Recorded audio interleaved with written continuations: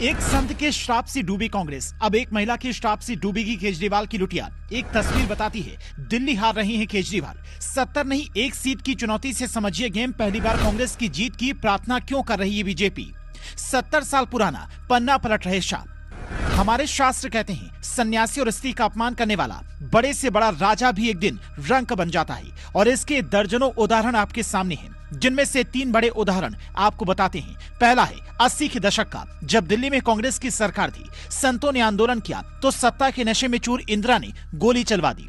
करपात्री महाराज ने श्राप दिया, हिमालय से एक संत आएगा और कांग्रेस का हश्र बुरा हो जाएगा। किसी को नहीं पता था कि तब ये बात संत ने मोदी के लिए कही थी। आज कांग्रेस की हालत बद से बदतर है। दूसरा उदाहरण उत्तर प्रदेश का है। आजम खान जैसा गद्दावर नेता, जिसके नाम की यूपी की सियासत में सिक्का चलता था, वो जयाप्रदा के अंडरवियर पर बयान देकर इतना बुरा फंसे कि अब सलाखों से बाहर आना सपना सा लगता है। तीसरा उदाहरण उत्तर प्रदेश के कानपुर का है। इरफान सोलंकी जैसा सपा का बड़ा नेता, जिसके सहारे अखिलेश मुस्लिम वोट बैंक में पैठ की बड़ी उम्मीद रखते थे, एक महिला का घर जलाया तो ऐसा श्राप लगा कि खुद जेल में है। बीवी नसीम सोलंकी विधायक जरूर बनी है, लेकिन अब वो अकड़ नहीं रही। बीजेपी मेयर प्रमिला पांडे के सामने हाथ जोड़ती दिखी। महाभारत से लेकर रामायण काल तक आपको सैकड़ों उदाहरण दिख जाएंगे, जहां सन्यासियों के गुस्से ने बड़े से बड़े साम्राज्य को मिट्टी में मिला दिया। स्त्री पर अनर्गल बात करने वाले काल की गाल में समा गए। और यही भूल केजरीवाल ने कर दी है। केजरीवाल ने अपनी जिंदगी की वो भूल की है जिसका अफसोस उन्हें तब होगा जब साल 2025 के चुनाव के बाद नतीजे आएंगे और गलती से पार्टी बुरी तरह से हार जाएगी।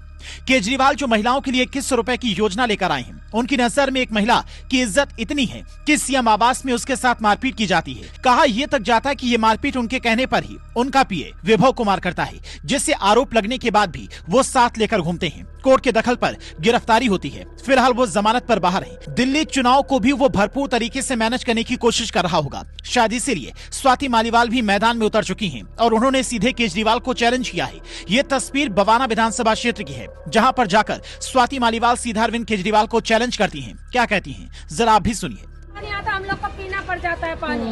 इतना दुखी कर रखे हैं। टैंकर अगर ले बोलेंगे ना, टैंकर 4 दिन में एक टैंकर भिजवाएगा, नहीं तो नहीं भिजवाएगा टैंकर भी। पानी के लिए भी परेशानी है। नाली ऐसे भरी पड़ी है, नाली भी कोई साफ करने नहीं आता है। ये आता है, ये पीने के लाइन का पानी है। अच्छा, पानी पीते हैं, ये पीने का पानी है शुद्ध। ये अभी पीने का चल रहा है।